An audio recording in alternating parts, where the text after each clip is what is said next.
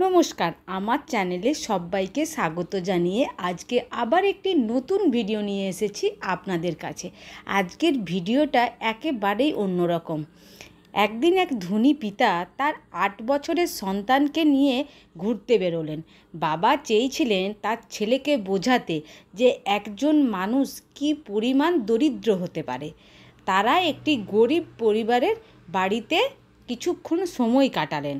ওখান থেকে বাড়ি ফেরার সময় বাবা ছেলেকে বললেন, দেখলে তারা কি গরিব, তাদের কাছ থেকে কি কি শিখলে? তখন ছেলেটি জবাব দিল, আমাদের একটি কুকুর আছে, তাদের 4টি আছে। আমাদের একটি সুইমিং পুল আছে, তাদের একটি বিশাল নদী আছে।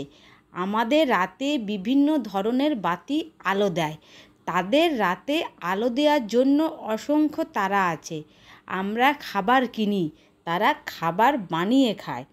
আমাদেরকে প্রোটেক্ট করার জন্য আছে ঘরের দেওয়াল, আর তাদেরকে প্রোটেক্ট করার জন্য আছে তাদের অসংখ্য বহু প্রতিবেশী।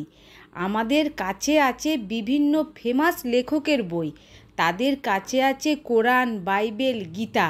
ছেলেটি তখন বাবাকে বলল, বাবা, আমরা যে খুবই দরিদ্র তা আমাকে দেখানোর জন্য তোমাকে অসংখ্য ধন্যবাদ। এর থেকে আমরা কি শিক্ষা লাভ করলাম? যে গরিব মানুষ কখনোই গরিব নয়, মানুষের মনটাই বড়লোক আর গরিবের ওপর নির্ভর করে।